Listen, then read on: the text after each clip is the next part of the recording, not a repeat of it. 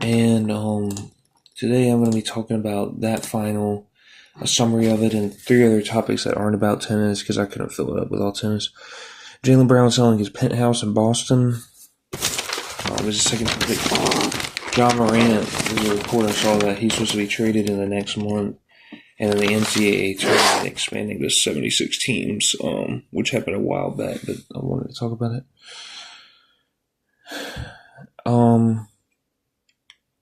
So they talk about the final first. It was close. The first four sets, everyone broke. Every single game, or the first four games, everyone broke.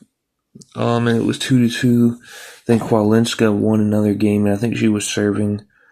And then Andreeva won the next 9 games and made it 6-3, 5-2, 5-0.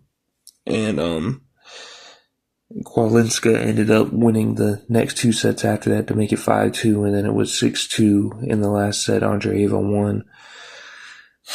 And, I really don't think Kwalinska is, or I really don't think Andreeva is like a way better player than Kwalinska. In fact, honestly, if you close the roof, I think Kwalinska would be better. But Andreeva knows how to play in the wind, and she doesn't let it affect her as much as the other opponents, at least to me. I think that was the big thing, and I saw it, or I think a lot of people saw it in the Kostyuk matchup.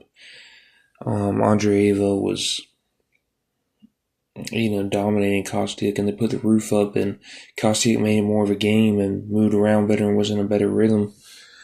But, Andreeva just, her placement in the wind is incredible. But at the same time, a lot of these players got to get better at playing in the wind because just about every game could have wind because just about every game in a major is outside. They only close it up for the rain. Or I don't know if they close it up for strong winds, but I don't know. Both players were having trouble when they tossed the ball up. They were having to retoss it because of the wind. And, I think Andreeva just played better through the wind. Her power overwhelmed Kwalinska a little. Kwalinska has power at times, but overall she's not a powerful player. I think Andreeva's power got to her. Kwalinska also, those 9 sets where she lost in a row, she just made a lot of unforced errors. She's a volleyer. And I heard the commentators talking about how they teach you not to be a volleyer nowadays. They tell you to get the points over quick. But, I think Sinner in the men's is a volleyer. Alcaraz, to some extent, is a volleyer, but definitely Sinner. But Alcaraz he has that element of him, too, where he's going to go chase balls and get everything over and has no quit in him, never. You see a lot of times during sets where people are way down, they kind of go ahead and give the set away. I don't know if I've ever seen Alcaraz do that. And she kind of has that style a little bit where she's just trying to volley. And I think that's good because, it's good that not. It's something that players could have to adjust to if they play her.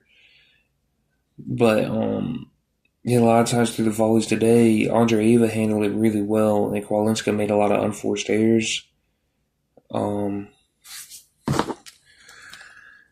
I don't know if I already said this, but I think if there wasn't wind and it was a closed roof, I think Kwalinska would have won. I think I already said that, but like I said, these players have to get better at playing in the wind. But I think Kwalinska, did a really good job in this tournament. They said this is only the 3rd major she's ever been in. She only had 1 major win before this tournament, and she was ranked 114th. Now she'll be ranked 21, if I'm not mistaken. So she'll be getting seeded in the tournaments at least soon. I don't know if that comes into effect at Wimbledon, but as far as her being for sure in the tournament, unless they give her a wild card, I think they said. But soon she should be, made sure that she'll be in majors because she'll be ranked so high. And congratulations to Andreeva, who is a great player and handles the outdoor elements better than maybe anybody. And it has a lot of power. It's gotten a lot bigger the past few years in a good sense, like good, strong weight, gotten taller. I mean, she was a kid on tour a few years ago, and now she's a major champion, and congratulations to her. Um, so I know that wasn't long, but I don't really have too much to say on the championship. I heard Jaylen Brown is selling his penthouse. I saw it as a title on Get Up. And I heard Charles Barkley talking about it, and he kind of went at the angle of Jaylen Brown wants out and why do players want out and stuff like that. And, I really don't know the whole reasoning behind it yet, so I don't want to jump to conclusions and say that Jaylen Brown wants out. He could just be moving somewhere else in Boston. He could, um, they could have let him know that they're going to trade him because there's been a lot of talks about Boston getting Giannis Antetokounmpo or maybe going in a different direction in another way.